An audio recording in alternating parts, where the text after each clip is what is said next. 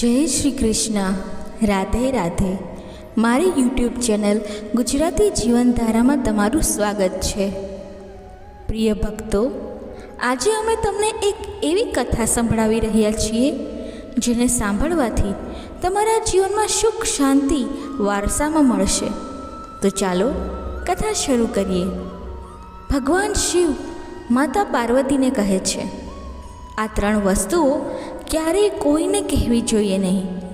જે મનુષ્ય આ 3 વાતો કોઈને ન કહે તો તે વ્યક્તિ ક્યારેય ગરીબ નહીં રહે. ત્યારે માતા પાર્વતી કહે છે, હે પ્રાણનાથ, એ કઈ 3 બાબતો છે જેને જાણીને વ્યક્તિને ક્યારેય દુઃખનો સામનો કરવો પડતો નથી? ત્યારે ભગવાન શિવ કહે છે, હે દેવી, આજે હું પૃથ્વી પર સંન્યાસીનું રૂપ લઈને આ 3 વાતો કહેવા જઈ રહ્યો છું. કૃપા કરીને આ કથા ધ્યાનથી સાંભળો. જો તમે આ કથા સાંભળી રહ્યા છો તો તેને પૂરેપૂરી રીતે સાંભળો.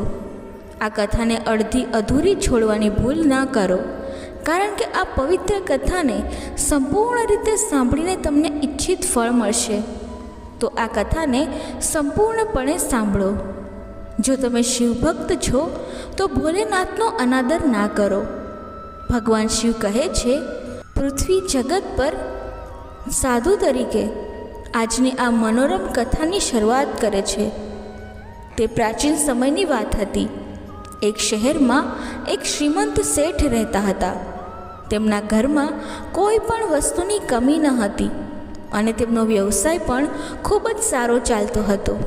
તેમની પત્ની પણ ખૂબ ખુશ હતી, કારણ કે શેઠ દર મહિને તેમના માટે નવા દાગીના ખરીદતા હતા અને તેમને ખૂબ જ ખુશ રાખતા હતા. પ્રિય ભક્તો, શેઠના ઘરના બગીચામાં એક વડનું ઝાડ હતું. તે વડના ઝાડ નીચે સંન્યાસી પોતાનું આસન મૂકીને ધ્યાન કરતા હતા. શેઠ અને શેઠાણી બંને સંન્યાસીની ખૂબ સેવા કરતા હતા અને તેમની સંભાળ રાખતા હતા, કારણ કે તે સંન્યાસી ઘણા વર્ષોથી તે વડના ઝાડ નીચે રહેતો હતો. શેઠ દરરોજ સંન્યાસીને ઘરનું ભોજન આપતા હતા. ભગવાન શિવ જે સંન્યાસી હતા તે ખૂબ જ ખુશ હતા, કારણ કે તેમને કોઈ પણ વસ્તુ માટે બીજે ક્યાંય જવું પડતું ન હતું. શેઠ અને શેઠાણી તેમને દરરોજ સ્વાદિષ્ટ ભોજન ખવડાવતા હતા. પ્રિય ભક્તો, શેઠની પત્ની ખૂબ જ સરળ સ્વભાવની હતી. તેને ઘરની બધી વાત બહારના લોકોને કહેવાની ટેવ હતી. એક દિવસ શેઠની પત્નીએ તેના પતિને પૂછ્યું, હે પ્રિય, તમારો ધંધો કેવી રીતે ચાલે છે? તમે આટલો નફો કેવી રીતે કરો છો? પ્રિય ભક્તો, પત્નીનો આવો સવાલ સાંભળીને શેઠે આખી વાત કહી. શેઠે કહ્યું, હું અનાજનો ધંધો કરું છું. હું ચંબલની ખીણમાંથી અનાજ ખરીદું છું અને મોંઘા ભાવે વેચું છું. શેઠાણી તેના પતિ પાસેથી આ જાણીને ખૂબ જ ખુશ થઈ ગઈ. તેણે વિચાર્યું કે મારા પતિ ખૂબ જ હોશિયાર છે. શહેરના તમામ લોકોને ખબર હોવી જોઈએ કે મારો પતિ ખૂબ જ હોશિયાર છે અને આટલા પૈસા કમાય છે. પ્રિય ભક્તો, હવે શેઠની પત્નીએ આખા શહેરમાં વાત ફેલાવી દીધી કે તેના પતિ આ રીતે પૈસા કમાય છે. હવે શહેરના લોકોને ખબર પડી કે શેઠ કેવી રીતે પૈસા કમાય છે, તો સૌએ પણ અનાજનો ધંધો શરૂ કર્યો. હવે શહેરના અનેક લોકોએ અનાજનો વેપાર શરૂ કર્યો. શેઠ જે પહેલાં ઓછા ભાવે અનાજ ખરીદતા હતા, હવે તે જ અનાજ મોંઘા ભાવે મળવા લાગ્યું. શેઠનો ધંધો થોડો ઓછો ચાલવા લાગ્યો. તેને નફો થતો નથી અને ધીરે ધીરે તે ગરીબ થઈ જાય છે. શેઠનો આખો ધંધો બેસી જાય છે. આ જોઈને તે ખૂબ ચિંતિત અને ઉદાસ થઈ જાય છે. પ્રિય ભક્તો, એક દિવસની વાત છે. શેઠ તેના ધંધાની મુશ્કેલીથી કંટાળીને બગીચામાં બેઠો હતો. ત્યારે ભગવાન શિવ જે સંન્યાસી બનેલા હતા તે ત્યાં આવીને કહે છે, શેઠજી, શું વાત છે? આજે તમે થોડા પરેશાન લાગો છો. પછી શેઠ સંત મહાત્માને કહે છે, મારો ધંધો ખૂબ જ ધીમો ચાલે છે. નફો ઘણો ઓછો થાય છે. શહેરના ઘણા લોકોએ અનાજનો ધંધો શરૂ કર્યો છે, જેના કારણે મારી ધીરજ ખૂટી રહી છે. શેઠની વાત સાંભળી સંન્યાસી રહેલા ભગવાન શિવ કહે છે, શેઠજી, શું તમે કોઈને કહ્યું કે તમે તમારા પૈસા કેવી રીતે કમાવો છો? કેવી રીતે આજીવિકા મેળવો છો? પછી શેઠ કહે છે, હા સંત મહાત્મા, મેં મારી પત્નીને બધું કહ્યું હતું. તે મને પૂછતી હતી કે તમે આટલા પૈસા કેવી રીતે કમાવો છો. પછી મેં તેને કહ્યું કે હું અનાજનો વેપાર કરીને પૈસા કમાઉં છું. પ્રિય ભક્તો, હવે સંન્યાસી આખી વાત સમજી જાય છે. સંન્યાસી કહે છે, શેઠજી, તમે બહુ મોટી ભૂલ કરી છે. તમારે શેઠાણીજીને આ વાતો ન કરવી જોઈતી હતી. આજે હું તમને એક કથા કહીશ અને તેના દ્વારા તમને ખબર પડશે કે વ્યક્તિ ગમે તેટલી નજીક હોય, આ 3 વાતો ક્યારેય કોઈને કહેવી ના જોઈએ. આ 3 વાતો કોઈને ન કહેશો તો ગરીબી તમારી નજીક પણ ભટકશે નહીં. પ્રિય ભક્તો, હવે ભગવાન શિવ જે સંન્યાસી હતા તે તેની કથા શરૂ કરે છે. સંન્યાસી કહે છે, શેઠજી, એક સમયે એક શહેરમાં એક ગરીબ માણસ રહેતો હતો. તે એટલો ગરીબ હતો કે તેની પાસે ઘર ચલાવવા પણ પૈસા ન હતા. તે પરિવાર માટે ભોજન પણ સરખું એકઠું કરી શકતો ન હતો. ત્યારે તે સંન્યાસી કહે છે કે, શેઠજી, ગરીબી એ માનવી માટે અપમાનજનક દુઃખ છે. પૈસા વિના ઘર ચલાવવું ખૂબ જ મુશ્કેલ હતું. ત્યારે સંન્યાસી આગળ કહે છે, શેઠજી, ગરીબ માણસ તેના પરિવારના સભ્યોને માંડ માંડ ખવડાવતો હતો.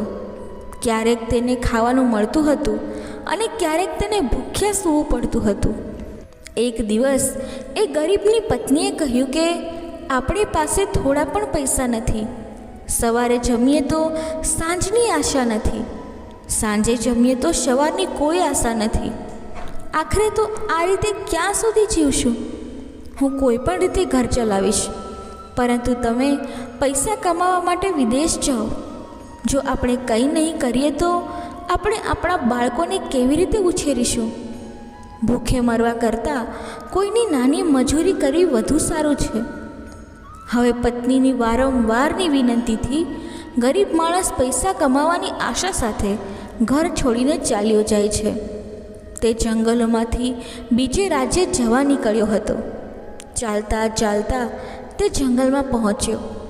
તે ગરીબ માણસ લાંબી મુસાફરી કરી રહ્યો હતો, તેથી તે ગરીબ માણસ ખૂબ થાકી ગયો. તો તેણે જોયું કે આગળ એક છાંયડાવાળું વડનું ઝાડ છે. તે વૃક્ષની લાંબી ડાળીઓ હતી. ઠંડો છાંયડો જોઈને તે બિચારો તે વૃક્ષ નીચે આરામ કરવા લાગ્યો. પ્રિય ભક્તો, સંન્યાસી આગળ કહે છે કે બિચારો તે વડ નીચે આરામ કરી રહ્યો હતો. ત્યારે તેણે જોયું કે એક સાપ ક્યાંકથી આવ્યો અને તે સાપ તે જ ઝાડ પર ચડી રહ્યો હતો. માણસ તે સાપને ધ્યાનથી જોઈ રહ્યો હતો અને વિચારવા લાગ્યો કે આ સાપ આ વડ પર કેમ ચડી રહ્યો છે અને હવે તે શું કરશે. પછી તેણે જોયું કે તે ઝાડની ડાળી પર પોપટ અને મેનાનો માળો હતો. માળામાં પોપટ અને મેનાના બાળકો હતા. સાપને જોઈને પોપટ અને મેનાના બાળકો ભયથી ચીસો પાડવા લાગ્યા. એટલે બિચારો ગરીબ માણસ સમજી ગયો કે આ દુષ્ટ સાપ આ બાળકોને ખાવા માટે આવ્યો છે. પછી વિચાર્યું કે મેં આ બાળકોને જોયા છે, જો હવે હું તેમને નહીં બચાવું તો હું પાપનો ભાગીદાર થઈ જઈશ. બાળકો બાળકો હોય છે, પછી તે ભલે માણસોના હોય કે પક્ષીઓના હોય. બાળકોની હંમેશા રક્ષા થવી જોઈએ. બીજી તરફ સાપ તે બાળકો સુધી પહોંચવા જ આવ્યો હતો કે તે ગરીબ માણસ ઊભો થઈને ઝડપથી વડના ઝાડ પર ચડી જાય છે અને તે સાપને મારીને નીચે ફેંકી દે છે. પછી આવીને એ જ વડ નીચે સૂઈ જાય છે. સાપના મૃત્યુ પછી પોપટ અને મેનાના બાળકો તે ગરીબ માટે દિલથી અનેક પ્રાર્થનાઓ કરવા લાગ્યા, જેણે તેમની રક્ષા કરી હતી. થોડા સમય બાદ પોપટ અને મેના તેમના બાળકો પાસે આવે છે. તેમના માતા પિતાને નજીક આવતા જોઈને પોપટ અને મેનાના બાળકો ખૂબ જ ખુશ થઈ જાય છે અને તેમને આખી ઘટના જણાવે છે કે આજે આ ઝાડ નીચે સૂતેલી વ્યક્તિ આપણા માટે દેવદૂત બનીને આવ્યા હતા અને આ વ્યક્તિએ ભયંકર સાપને મારીને અમારો જીવ બચાવ્યો છે. અમે તેના ઋણી બની ગયા છે. જો આ વ્યક્તિએ સાપને ના માર્યો હોત તો આજે માળામાં અમે જીવતા ન હોત. તેણે આપણા પર એક મોટી મહેરબાની કરી છે. પોપટ અને મેના પોતાના બાળકોના મુખેથી પહેલાં પ્રવાસીની પ્રશંસા સાંભળીને ખૂબ જ ખુશ થઈ છે. પોપટ અને મેના પેલા ગરીબ માણસ પાસે જાય છે અને કહે છે, હે મનુષ્ય, તમે આજે અમારા બાળકોનો જીવ બચાવ્યો છે અને અમને તમારા ઋણી બનાવ્યા છે. તમે કોણ છો અને તમે ક્યાં જઈ રહ્યા છો? ત્યારે ગરીબ માણસ કહે છે, હે પક્ષીઓ, હું એક ગરીબ માણસ છું અને પૈસા કમાવા માટે વિદેશ જતો હતો. મુસાફરીથી થાકી ગયો હતો, તેથી મેં આ વડની છાયામાં આરામ કરવાનું શરૂ કર્યું. ત્યારે મેં જોયું કે આ દુષ્ટ સાપ તમારા બાળકોને ખાવા જઈ રહ્યો છે. એટલે મેં તમારા માળા પાસે જઈને તે સાપને મારી નાખ્યો. પછી પોપટ અને મેનાએ કહ્યું, ભાઈ, તમે અમારા પર ખૂબ જ મોટો ઉપકાર કર્યો છે. દુનિયામાં સૌથી મોટું સુખ બાળકોથી જ છે. બાળકોથી વધુ કોઈ સુખ નથી. તમે પણ ફક્ત તમારા બાળકો માટે જ પૈસા કમાવા જઈ રહ્યા છો. હવે તમે અમારા બાળકોની જિંદગી બચાવી છે, તેથી અમે તમારા બાળકોની ભૂખ સંતોષવા માંગીએ છીએ. પછી પોપટ અને મેના બંનેએ કહ્યું, અમે હંમેશા કિંમતી મોતી ખાઈએ છીએ અને અમે સાંભળ્યું છે કે આ મોતી માણસો માટે ખૂબ જ કિંમતી છે.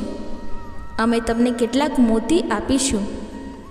આજથી તમે અહીં રહો અને અમારા બાળકોની સંભાળ રાખો.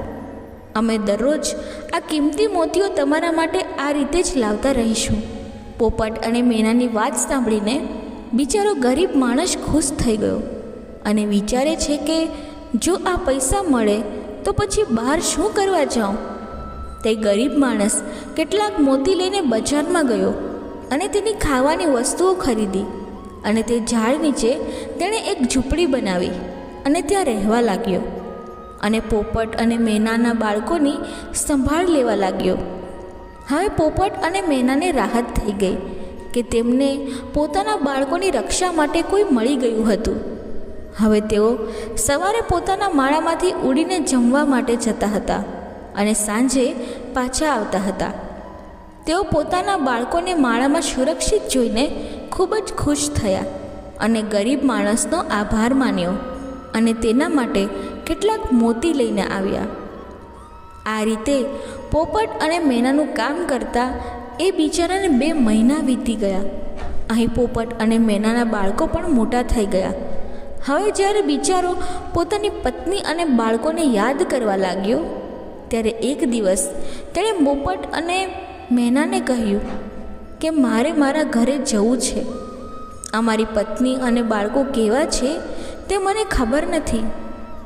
તો પોપટ અને મેનાએ કહ્યું, હે ભાઈ, હવે તમે તમારા ઘરે જાઓ અને તમારા બાળકો સાથે રહો.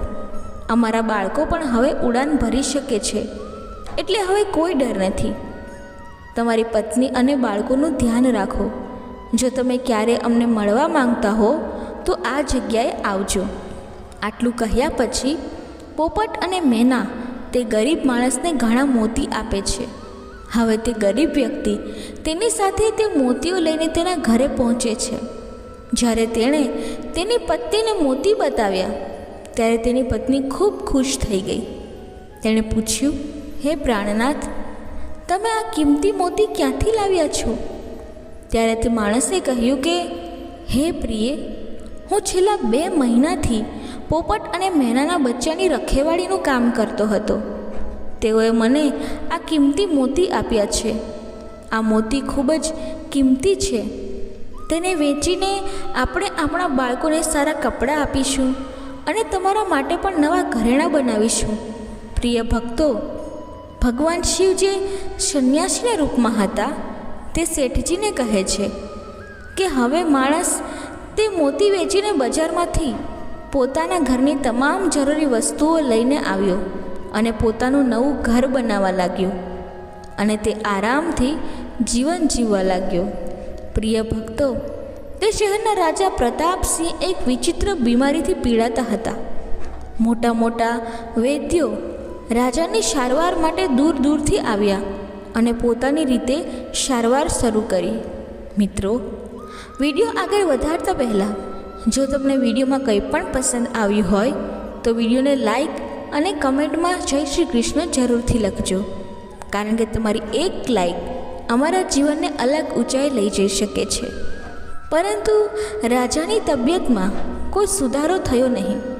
જ્યારે રાજા કોઈની સારવારથી ઠીક ન થયા ત્યારે એક વૈદ્યે રાજાને કહ્યું, મહારાજ, તમારો જીવ બચી શકે છે જો પોપટના બાળકનું માંસ મળી જાય તો તમે કાયમ માટે ઠીક થઈ જશો.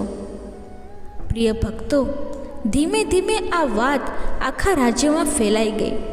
બધા પોપટની શોધ કરવા લાગ્યા, પરંતુ કોઈને પોપટ ના મળ્યો. એક દિવસ ગરીબ પુરુષની મહિલા તેની પાડોશમાં કેટલીક મહિલાઓ સાથે બેસીને વાતો કરી રહી હતી. ઘરની કેટલીક વાતો થઈ રહી હતી ત્યારે પોપટની ચર્ચા વાતચીતમાં થઈ. એક સ્ત્રીએ કહ્યું, બહેન, શું તને ખબર છે કે રાજાએ પોપટના બાળકને લાવવાનો આદેશ આપ્યો છે? પોપટ લાવવો સહેલું કામ નથી. ત્યારે ગરીબની પત્નીએ સાંભળ્યું કે રાજા બીમાર છે અને તેણે જાહેરાત કરી છે કે જે પણ તેને પોપટનું બાળક લાવી આપશે તેને સોનાના સિક્કાથી સમૃદ્ધ કરવામાં આવશે. ત્યારે તેમણે કહ્યું કે એ મોટી વાત નથી, કારણ કે મારા પતિ 2 મહિનાથી પોપટ અને મેનાનું કામ કરીને આવ્યા છે. તેઓ એક નહીં પરંતુ ઘણા પોપટ લાવી શકે છે. આવું કહ્યા બાદ તે ઘરે જતી રહી. શહેરની મહિલાઓએ તેમની વાત સાંભળી અને તેમના પતિને કહ્યું. ધીરે ધીરે આ વાત આખા શહેરમાં ફેલાઈ ગઈ.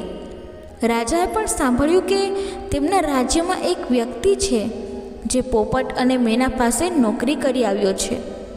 રાજાએ તેના સૈનિકોને આદેશ આપ્યો કે તે માણસને પકડે અને તેને પોપટનું બાળક લાવવાનું કહે. રાજાએ કહ્યું કે બદલામાં અમે તમને મોં માંગ્યું ઇનામ આપીશું. આ સાંભળીને તે માણસ ગભરાઈ ગયો અને બોલ્યો, મહારાજ, તમે મારો જીવ લઈ લો, પરંતુ હું તમને પોપટનું બાળક નથી આપી શકતો. મેં તેનો જીવ બચાવ્યો હતો. એક રક્ષક ભક્ષક કેવી રીતે બની શકે? તેના ઇનકાર પર રાજા પ્રતાપસિંહ ખૂબ ગુસ્સે થયા અને કહ્યું, જો તમે અમારી વાત નહીં સાંભળો અને પોપટના બાળકને ન લાવો તો અમે તમારી પત્ની અને બાળકોની હત્યા કરાવીશું. ત્યારે ભગવાન શિવ સંન્યાસીના રૂપમાં કહે છે કે જ્યારે તેના બાળકોની સુરક્ષાની વાત આવે છે ત્યારે માણસ સૌથી વધુ સંવેદનશીલ બની જાય છે. આવી સ્થિતિમાં તેને કંઈ પણ કરવાની ફરજ પડે છે. રાજાની વાત સાંભળ્યા પછી ગરીબ માણસ ખૂબ બેચેન થઈ જાય છે. તેણે વિચાર્યું કે હવે મારે પોપટના બાળકને કોઈક રીતે લાવવું જ પડશે અને તે રાજાને આપવું પડશે. તે ઘરે આવ્યો અને તેણે તેની પત્નીને ઠપકો આપવાનું શરૂ કર્યું. તમે શું કર્યું? તમે જરા પણ સમજી શકતા નથી? અમે શું કરીએ છીએ અને ક્યાં જઈએ છીએ? તમે શહેરની મહિલાઓને આ વાતો કેમ કહી હતી? ધીરે ધીરે આ વાત રાજા પ્રતાપસિંહ સુધી પહોંચી હતી. હવે મને કહો કે મારે શું કરવું જોઈએ? પોપટ અને મેનાએ આપણને ખાવા માટે આપ્યું, રહેવા માટે નવું ઘર અને સારા કપડાં આપ્યા. હું તેમને કેવી રીતે દગો આપી શકું? તમે તે મહિલાઓને આ વાત કહીને મોટી ભૂલ કરી છે. ભગવાન શિવ સંન્યાસીના રૂપમાં કહે છે, આપણા ઘરની કેટલીક વાતો બીજાને ક્યારેય ન કહેવી જોઈએ. પહેલી વાત, તમારા ઘરમાં કેટલા પૈસા છે અને તમારી કમાણીનો સ્ત્રોત શું છે, આ વાતો ક્યારેય બીજાને કહેવી ન જોઈએ. બીજી વાત, ઘરમાં પરસ્પર પ્રેમની વાત બહારના લોકો સામે ન કરવી. પતિ પત્નીના પ્રેમની વાત ક્યારેય કોઈને ના કરવી. ત્રીજી વાત, પરસ્પર ઝઘડા, મતભેદ, અપમાન ક્યારેય બીજાની સામે ન કરવા જોઈએ. નહીં તો લોકો આપણા રહસ્યો જાણીને, આપણી નબળાઈઓ જાણીને આપણો ફાયદો ઉઠાવે છે. બીજાની સામે તમારી કમજોરી ન જણાવો અને તમારી પ્રગતિનું રહસ્ય કોઈને કહેશો નહીં. એવી વાતો જે તમારા પરિવારને દુઃખ પહોંચાડી શકે છે તે વાતો ક્યારેય ન કરવી જોઈએ. ખાસ કરીને એ વાતો તમારી પત્નીને ના કહો જેનાથી ઘરની ઇજ્જત ખતમ થઈ જાય કે પરિવાર પર સંકટ આવી જાય અથવા કોઈનું મોત થઈ જાય અને પરિવારમાં ભાગલા પડી જાય અથવા તો તમારો સંબંધ ખરાબ થઈ જાય છે. કારણ કે કહેવાય છે કે મહિલાઓના પેટમાં આવી વસ્તુઓ પચતી નથી. હવે જ્યારે ગરીબ માણસે કહ્યું કે હે પ્રિય, તારી આ ભૂલે આજે આપણા પરિવારને મોતના મુખમાં મૂકી દીધું છે. જો તમે આ હકીકત છુપાવી હોત તો આજે આપણે નિડરતાથી આપણા ઘરમાં સુખમય જીવન જીવતા હોત. હવે જો રાજાનો હુકમ છે તો પોપટના બાળકને લાવીને રાજાને આપવું જ પડશે. પરંતુ આમ કરવાથી હું પાપનો ભાગીદાર બની જઈશ. જે બાળકોની મેં આટલા દિવસ સુધી સંભાળ રાખી હતી, જેમને મેં મરવાથી બચાવ્યા હતા, હવે હું તેમને મૃત્યુના મુખમાં કેવી રીતે મૂકી શકું? પત્ની કહેવા લાગી કે હે પતિદેવ, હવે જે થાય તે થાય, પરંતુ જો આપણે આપણો જીવ અને બાળકોનો જીવ બચાવવો હોય તો તમારે આ પાપ કરવું જ પડશે. પ્રિય ભક્તો, હવે જ્યારે ગરીબ માણસ જંગલ તરફ જઈ રહ્યો હતો જ્યાં તે પોપટના બાળકોની સંભાળ રાખતો હતો, જ્યારે પોપટ અને મેના અને તેમના બાળકોએ જોયું કે તે ગરીબ માણસ તેમની પાસે આવી રહ્યો છે, ત્યારે તેઓ ખૂબ ખુશ થવા લાગ્યા. પોતાના બાળકોને ખૂબ ખુશ જોઈને પોપટ અને મેનાએ કહ્યું, અરે બાળકો, તમે આટલા ખુશ કેમ છો? એ તમારામાંથી કોઈ એકને લેવા આવે છે. તમારામાંથી કોણ આજે તેની સાથે જશે અને તેનો અને તેના બાળકોનો જીવ બચાવશે? તો પોપટ કહે છે કે હે બાળકો, પરંતુ એક વાત યાદ રાખજો, તમારામાંથી જે પણ તેની સાથે જશે તે ક્યારેય પાછું નહીં આવે, કારણ કે તે નગરના રાજાનું ભોજન બની જશે. પ્રિય ભક્તો, પછી પોપટના બાળકોએ પૂછ્યું કે તમે આવું કેમ કહો છો? ત્યારે પોપટ કહે છે કે અહીં રાજા બીમાર પડ્યો છે અને વૈદ્યે તેને પોપટના બાળકનું માંસ ખાવા કહ્યું છે, તો તે તમારામાંથી કોઈ એકને લેવા આવ્યો છે. જો તમારામાંથી કોઈ તેની સાથે જવા માટે તૈયાર હોય તો તે જઈ શકે છે. તો એક બાળક કહેવા લાગ્યું કે માણસે આપણા બધાના જીવ બચાવ્યા છે અને આજે તે માણસ ખૂબ જ મુશ્કેલીમાં છે. આવી પરિસ્થિતિમાં આપણે પણ તેની મદદ કરવી જોઈએ. ભલે આપણે આપણો જીવ ગુમાવીએ, પરંતુ આપણે તેને મદદ કરીશું. તે ચોક્કસ તેની સાથે જશે. બીજી તરફ તે માણસ તે વડના ઝાડ નીચે આવીને પોપટ મેનાને પોતાનું દુઃખ કહે છે. તો પોપટ મેના કહે છે, અરે ભાઈ, ચિંતા ના કરો, અમારા બાળકો તમારી સાથે જવા તૈયાર છે. તમે તેમાંથી કોઈને પણ લઈ જાઓ. ભક્તો, હવે જ્યારે બિચારો તેમાંથી એક પોપટના બાળકને લઈ જાય છે અને રાજાના આપે છે. રાજા પોપટના બાળકને પાંજરામાં પૂરીને પોતાના નોકરને સાચવવાનું કહે છે. રાજા કહે છે કે હું તેને સવારે બહાર કાઢીને પછી તેને મારીને તેનું માંસ ખાઈશ. પ્રિય ભક્તો, હવે એવું થાય છે કે રાજા પ્રતાપસિંહને એક પુત્ર હતો જે પ્રાણીઓ અને પક્ષીઓને ખૂબ જ ચાહતો હતો. તેમને ખબર નહોતી કે આ પોપટ તેમના પિતાના ભોજન માટે લાવવામાં આવ્યો છે. પોપટનું બાળક જ્યાં પાંજરામાં હતું તે જ જગ્યાએ તે પોતાના મિત્રો સાથે રમી રહ્યો હતો. જ્યારે રાજકુમારે પાંજરામાં બંધ એક સુંદર પોપટને જોયો ત્યારે તે તેની સાથે રમવા લાગ્યો. ત્યારે રાજકુમારનો એક મિત્ર કહે છે, મિત્ર, તું આ પક્ષીને બહાર કાઢ. કેવો સુંદર પોપટ છે, તેને પાંજરામાં રાખવું યોગ્ય નથી. પોતાના મિત્રની વાત સાંભળીને રાજકુમાર પોપટના બાળકને પાંજરામાંથી બહાર કાઢે છે. પાંજરું ખોલતા જ પોપટનું બાળક આકાશમાં ઉડી જાય છે. ધીરે ધીરે વાત રાજા પાસે પહોંચી ગઈ કે તમારા રાજકુમારે તે પોપટને છોડી દીધો છે. હવે તમારો જીવ બચાવવો ખૂબ જ મુશ્કેલ છે. રાજા આ સાંભળીને ખૂબ જ ગુસ્સે થયા. તેમણે તરત જ રાજકુમારને બોલાવ્યો અને ગુસ્સામાં કહ્યું, હે મૂર્ખ પુત્ર, તે પેલા પોપટના બાળકને કેમ છોડી દીધું? રાજકુમાર ખૂબ જ હતાશ થઈ ગયો અને કહે છે, પિતાજી, મને શું ખબર હતી કે તે ઉડી જશે? મારે તેની સાથે રમવું હતું. તેના પુત્રની વાત સાંભળીને રાજાને વધુ ગુસ્સો આવ્યો. તેણે તેને નગરની બહાર કાઢી મૂકવાનો આદેશ આપ્યો. પ્રિય ભક્તો, હવે રાજાના સૈનિકો રાજકુમારને નગરની હદ બહાર છોડીને જતા રહે છે.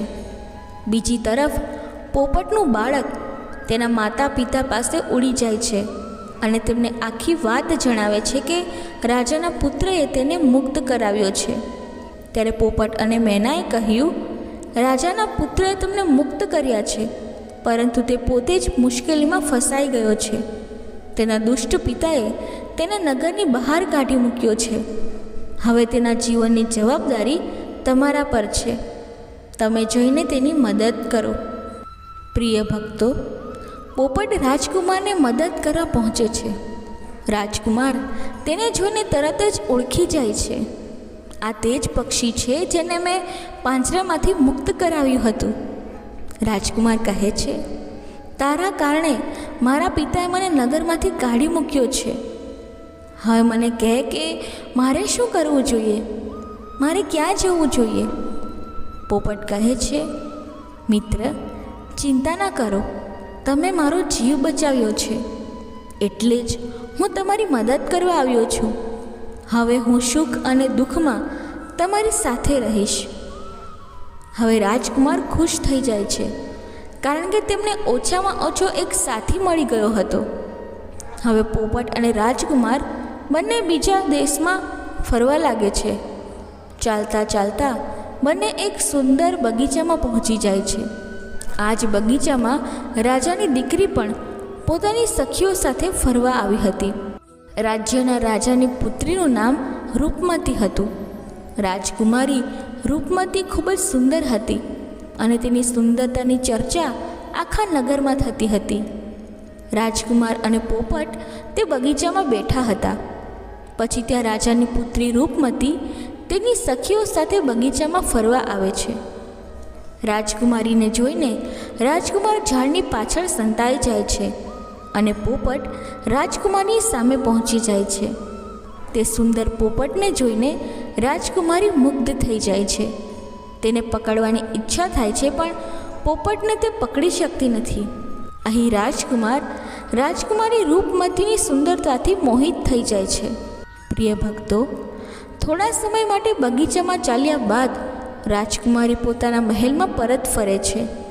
રાજકુમારને રાજકુમારી સાથે ખૂબ જ આકર્ષણ થઈ જાય છે. રાજકુમારને રાજકુમારીને જોઈને જ પ્રેમ થઈ જાય છે. હવે રાજકુમારને એક ક્ષણ માટે પણ ગમતું ન હતું. ત્યારે પોપટે કહ્યું, દોસ્ત, ચિંતા ના કર, હું તારી ઓળખાણ રાજકુમારી સાથે કરાવીશ. રાજકુમારે કહ્યું, દોસ્ત, તું મને તે રાજકુમારી સાથે કોઈ પણ રીતે પરિચય કરાવી દે. હવે હું તેના વગર જીવી નહીં શકું. પોપટે કહ્યું, તું મારા પર ભરોસો રાખ. હું એ જાણી આવીશ કે રાજકુમારી ક્યાં રહે છે અને તું તેને કેવી રીતે મળી શકીશ. પ્રિય ભક્તો, હવે પોપટ રાજકુમારી રૂપમતી પાસે જાય છે. રાજકુમારીના મહેલની ચારે બાજુ સૈનિકો ગોઠવાયેલા હતા, પરંતુ પોપટ ઉપરથી ઉડીને રાજકુમારીના કક્ષની બહાર જઈને બેસી જાય છે. પોપટ ત્યાંથી તમામ દ્રશ્યો જોઈને આવીને રાજકુમારને કહે છે કે મહેલમાં જઈને રાજકુમારીને મળવું ખૂબ જ મુશ્કેલ છે. હવે રાત્રે પોપટ રાજકુમારનો રૂમાલ લઈને રાજકુમારી પાસે આવે છે અને રાજકુમારીની ચૂંદડી પોતાની સાથે લઈ જાય છે. સવારે જ્યારે રાજકુમારી રૂપમતી જાગે છે ત્યારે તે જુએ છે કે તેની ચૂંદડી ગાયબ છે.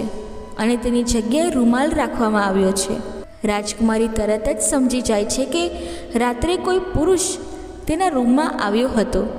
તેણે જોયું કે તેની ચૂંદડી ગાયબ છે અને એક પુરુષનો રૂમાલ તેની જગ્યાએ રાખવામાં આવ્યો છે. રાજકુમારી ખૂબ જ પરેશાન થઈ જાય છે અને તેના બધા સૈનિકોને ચેતવણી આપે છે. તે રાત્રે તેની પાસે આવેલા સૈનિકોને પૂછે છે, પરંતુ કોઈની પાસે કોઈ જવાબ હોતો નથી. હવે રાજકુમારીના કક્ષની સુરક્ષા વધારી દેવામાં આવે છે. પ્રિય ભક્તો, બીજી રાત્રે ફરી પોપટ રાજકુમારીના કક્ષમાં જાય છે અને તેના મિત્રએ લખેલો પત્ર રાજકુમારી પાસે રાખે છે. બીજા દિવસે જ્યારે રાજકુમારી જાગે છે અને પત્ર વાંચે છે, ત્યારે તેમાં લખેલું હતું કે, રાજકુમારી, મેં તમને જોયા ત્યારથી હું તમારો બની ગયો છું. હું તમારી સાથે લગ્ન કરવા માગું છું. જો તમે મને મળવા માંગો છો તો તમે બગીચામાં આવો, હું તમને ત્યાં મળીશ. હવે રાજકુમારી તેની સહેલીઓ સાથે બગીચામાં જાય છે, પરંતુ તે ત્યાં કોઈ પુરુષને જોતી નથી. ત્યાં ફક્ત તે જ પોપટ ફરતો હતો જે તેણે તે દિવસે જોયો હતો. પોપટે રાજકુમારીને કહે છે, રાજકુમારી, તમે જેને શોધી રહ્યા છો તેની સાથે હું તમારો પરિચય કરાવી શકું છું, પરંતુ પહેલાં તમે મને વચન આપો કે તમે તમારા પિતાને આ વાત ના કહો અને તમારા મિત્રને બંદી ના બનાવો. ત્યારે રાજકુમારી કહ્યું કે, સારું, હું તેને બંદી નહીં બનાવું, પરંતુ તેની સાથે મારી ઓળખાણ કરાવું.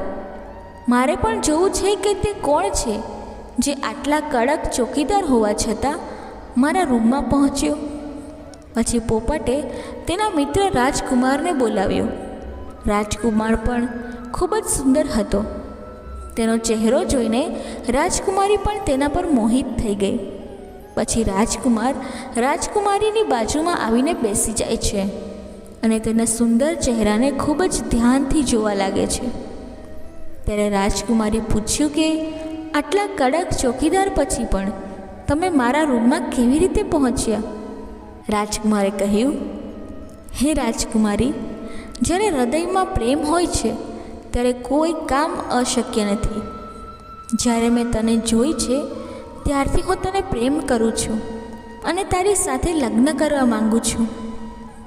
જ્યારે રાજકુમારે પૂછ્યું કે તું કોણ છે અને ક્યાંથી આવ્યો છે, ત્યારે રાજકુમારે તેને બધી હકીકત કહી સંભળાવી. ત્યારે રાજકુમારની વાત સાંભળીને રાજકુમારીને તેના પ્રત્યે સહાનુભૂતિ થઈ ગઈ. હવે રોજ રાજકુમારી રૂપમતી તે બગીચામાં તે રાજકુમારને મળવા આવતી હતી. એક દિવસ રાજકુમારીએ કહ્યું કે, રાજકુમાર, મારા પિતા તારી સાથે ક્યારેય મારા લગ્ન નહીં કરે, તેથી હું તારી સાથે ભાગી જવા માગું છું અને બીજે ક્યાંક જઈને આપણે લગ્ન કરી લઈશું અને ખુશીથી જીવન જીવીશું. પ્રિય ભક્તો, હવે એવું જ થાય છે. રાજકુમારી તે રાજકુમાર સાથે ઘોડા પર સવાર થઈને ભાગી જાય છે અને ઘણા દૂર સુધી ગયા પછી તેઓ એક ઝૂંપડી બનાવે છે અને લગ્ન કરી લે છે. તે બંને સાથે રહેવાનું શરૂ કરે છે. બંને સાથે રહેતા ઘણો સમય પસાર થાય છે અને તે પોપટ પણ તેમની સાથે રહે છે. પ્રિય ભક્તો, ભગવાન શિવ સંન્યાસીના રૂપમાં કહે છે, તે જ રાજકુમારની ઝૂંપડીમાં કોઈક રીતે આગ લાગી ગઈ અને એ આગ બુઝાવતી વખતે પેલા પોપટની એક પાંખ બળી જાય છે.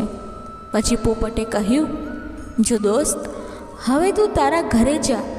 હવે તારા પિતાનો ગુસ્સો પણ શાંત થઈ ગયો હશે. હવે તારા પિતા તને કંઈ કહેશે નહીં. જ્યારે એ તને પોતાની વહુ સાથે જોશે ત્યારે એ તને માફ કરી દેશે. મારી એક પાંખ બળી ગઈ છે, તેથી હું ઉડી શકું તેમ નથી, એટલે હું થોડા દિવસ અહીં જ રહું છું અને મારી પાંખો ઉગે તેની રાહ જોઉં છું. જ્યારે મારી પાંખો ફરીથી વધશે ત્યારે હું તને ચોક્કસપણે મળવા આવીશ. પ્રિય ભક્તો, આ રીતે રાજકુમાર અને તેની પત્ની બંને પોતપોતાના શહેર તરફ પ્રયાણ કરે છે. રસ્તામાં એક નદી આવે છે. ત્યાં એક નાવિક તે નદી પર નૌકા વિહાર કરતો હતો. રાજકુમાર તેની પત્ની સાથે તે હોડીમાં બેસે છે. નાવ નદીની વચ્ચે પહોંચતા જ રાજકુમારને દેખાય છે કે હોડી પર વારંવાર એક ઉંદર આવે છે, પરંતુ નાવિક તેને હટાવીને નદીમાં નાખી દે છે. ઘણી વખત ઉંદરને નાવિકે હટાવી દીધો. ત્યારે રાજકુમારે કહ્યું, અરે, આ બિચારો આ રીતે પાણીમાં ડૂબીને મરી જશે. પોતાના જીવની રક્ષા માટે તેને આ બોટ પર ચડવા દો. ત્યારે રાજકુમારે નાવિકને કહ્યું કે તમે ઉંદરને ચડવા દો. ત્યારે નાવિકે ઉંદરને તેની નાવ પર ચડવા દીધો. જેવો ઉંદર બોટની અંદર ગયો કે તરત જ તે છુપાઈ ગયો. થોડીવાર પછી બધાએ જોયું કે પાણી ધીમે ધીમે નાવની અંદર આવવા લાગ્યું છે. એ જ ઉંદરે નાવ કાપીને તેમાં કાણું પાડી દીધું હતું, જેના કારણે નાવમાં પાણી ભરાવા લાગ્યું હતું. જ્યારે હોડીમાં પાણી વધવા લાગ્યું ત્યારે હોડી પાણીમાં ડૂબવા લાગી. ધીમે ધીમે જ્યારે હોડી સંપૂર્ણપણે ડૂબી ગઈ ત્યારે રાજકુમારી અને રાજકુમાર પાણીમાં વહેવા લાગ્યા અને રાજકુમાર અને રાજકુમારી પાણીના પ્રવાહથી દૂર સુધી પહોંચી ગયા. રાજકુમારી રૂપમતી પણ એ જ પાણીમાં વહીને એક રાજાના બગીચામાં જતી રહી. બગીચામાં રહેતા માળી જ્યારે રાજકુમારીને બેભાન અવસ્થામાં નદી કિનારે પડેલી જુએ છે ત્યારે તે જઈને રાજાને આ સમાચાર આપે છે. રાજા જ્યારે સુંદર છોકરીને જુએ છે ત્યારે તે તેના પર મોહિત થઈ જાય છે અને સુંદર રાજકુમારીને જોઈને તેને પોતાના મહેલમાં લાવે છે અને વૈદ્ય પાસે તેની સારવાર કરાવે છે. થોડા દિવસ પછી જ્યારે રાજકુમારી સાજી થાય છે ત્યારે એક દિવસ તે જુએ છે કે રાજા તેની પાસે ઊભો છે. રાજાએ રાજકુમારી રૂપમતીના ચહેરાને જોઈ રહ્યો હતો અને તે રાજકુમારી સાથે લગ્ન કરવા માંગતો હતો. રાજાએ કહ્યું કે હે રાજકુમારી, આ દુનિયામાં તમારું કોઈ નથી. હવે તમે અમારી પત્ની બની જાઓ અને તમે અમારી રાણી બનીને અમારા મહેલમાં આરામથી રહો. પ્રિય ભક્તો, રાજકુમારી રૂપમતી ખૂબ જ હોશિયાર હતી. તેણે મનમાં વિચાર્યું કે જો તે આ સમયે રાજા સાથે લગ્ન કરવાની ના પાડશે તો રાજા તેને દબાણ કરશે. તેથી તેણે રાજા પાસે થોડા દિવસ માટે સમય માંગ્યો. રૂપમતીએ કહ્યું, રાજાજી, થોડા દિવસ થોભો, તે પછી હું તમારી સાથે લગ્ન કરીશ. હવે રાજકુમારી એ જ રાજાના મહેલમાં રહેવા લાગી અને ગરીબ લાચાર લોકોને ભોજન કરાવવા લાગી. બન્યું એવું કે તેનો પતિ જે રાજકુમાર હતો, જે પાણીમાં તણાઈ ગયો હતો, તે જ જગ્યાએ ખોરાકની શોધમાં ભટકતો આવે છે. જ્યાં રાજકુમારી ગરીબોને ખવડાવતી હતી, રાજકુમારીને જોઈને ઓળખી જાય છે અને તેની આંખોમાં આંસુ આવી જાય છે. ત્યાર પછી રાજકુમારી એકાંતમાં રાજકુમારને બોલાવીને બધી વાત કરી. તેણે કહ્યું કે હે સ્વામી, તમે અહીં આરામથી રહો. જ્યારે આપણને તક મળશે ત્યારે આપણે અહીંથી ભાગી જઈશું. પ્રિય ભક્તો, રાજકુમાર તેની સાથે સહમત થાય છે અને રાજાના સેવક બનીને મહેલમાં રહેવા લાગ્યા. તેમણે રાજકુમારી રૂપમતીની મદદ કરવાનું શરૂ કર્યું અને ગરીબોને ભોજન પીરસવાનું શરૂ કર્યું. પ્રિય ભક્તો, જે પોપટ એમની સાથે રહેતો હતો, એક દિવસ તે જ પોપટ રાજકુમારી પાસે અનાજ ખાવા આવ્યો. હવે તેના નવા પીછા બહાર આવી ગયા હતા. જ્યારે તે અનાજ લેવા આવ્યો ત્યારે તેણે રાજકુમાર અને રાજકુમારીને ઓળખી લીધા. જ્યારે રાજકુમારી રૂપમતીએ પોપટને જોયો ત્યારે તેની આંખોમાં આંસુ આવી ગયા. તેણે પોપટને આખી વાર્તા કહી કે તેઓ અહીં ફસાઈ ગયા છે અને રાજાને પણ ખબર નથી કે તેઓ પતિ પત્ની છે. જ્યારે પોપટે કહ્યું કે હે રાજકુમાર, ચિંતા ના કરો, આજે રાત્રે રાજાના સૈનિકો સૂઈ જશે, પછી આપણે અહીંથી બહાર નીકળીને તમારા પિતાના ઘરે જઈશું. પ્રિય ભક્તો, રાત પડી ત્યારે પોપટ જોઈ આવ્યો કે રાજાના બધા સૈનિકો ગાઢ નિંદ્રામાં સરી પડ્યા છે. જ્યારે બધા સૈનિકો સૂઈ ગયા હતા ત્યારે એ સમયે રાજકુમારી અને રાજકુમાર મહેલ છોડીને જતા રહે છે. રાતના અંધકારમાં રાજકુમાર પિતા પ્રતાપસિંહના રાજ્ય સુધી પહોંચ્યો અને રાજકુમાર તેની પત્ની સાથે પિતા પાસે પહોંચ્યો. રાજકુમારના પિતા તેમને જોઈને ખૂબ જ ખુશ થાય છે. રાજા પ્રતાપસિંહે પોતાના આ કૃત્ય પર અફસોસ વ્યક્ત કર્યો કે તેમણે પોતાના પુત્રને શહેરની બહાર કાઢીને ખૂબ જ ખરાબ કર્યું હતું. તે પોતાના પુત્રની વારંવાર માફી માંગે છે. ત્યારે રાજકુમારે કહ્યું, હે પિતા, જે પોપટને તમે ખાવા માંગતા હતા તે જ પોપટે મારો જીવ બચાવ્યો છે અને દુશ્મનોથી મને મુક્ત કર્યો છે. રાજાએ રાજકુમારના મુખેથી પોપટની વાત સાંભળીને ખૂબ જ ખુશ થયા અને તે દિવસથી રાજાએ પ્રતિજ્ઞા લીધી કે આજથી કોઈ પણ પક્ષીઓને મારશે નહીં અને આપણા રાજ્યના તમામ લોકો પક્ષીઓને દાણ ખવડાવશે. પ્રિય ભક્તો, સંન્યાસી શેઠજીને આ વાર્તા સંભળાવે છે અને કહે છે કે શેઠજી, આ પ્રકારની કેટલીક વાતો કહેવાથી જીવનમાં ગંભીર સંકટ આવી શકે છે. માટે તમારે આ વાતો કોઈને ન કહેવી જોઈએ. જેમ કે તમે તમારી પત્નીને કહ્યું કે તમે કેવી રીતે પૈસા કમાવો છો અને આજે તમારો ધંધો જોખમમાં છે. પ્રિય ભક્તો, શેઠજીને પોતાની ભૂલનો અહેસાસ થાય છે અને તેઓ પોતાની પત્નીને સમજાવે છે કે તમે આ વાતો ક્યારેય કોઈને કહેતા નહીં. ત્યારે ભગવાન શિવ કહે છે, હે દેવી, આપણી આ કથા અહીં જ પૂરી થાય છે. મિત્રો, જો વિડીયો બોલતી વખતે કોઈ ભૂલ થઈ હોય તો હું માફી માંગુ છું. આશા રાખું છું કે તમને બધાને આ વિડીયો ગમ્યો હશે. જો તમે શિવના સાચા ભક્ત છો તો ચેનલને સબસ્ક્રાઈબ કરો અને વિડીયોને લાઈક કરો અને કમેન્ટમાં હર હર મહાદેવ લખો. ધન્યવાદ. જય શ્રી કૃષ્ણ. રાધે રાધે.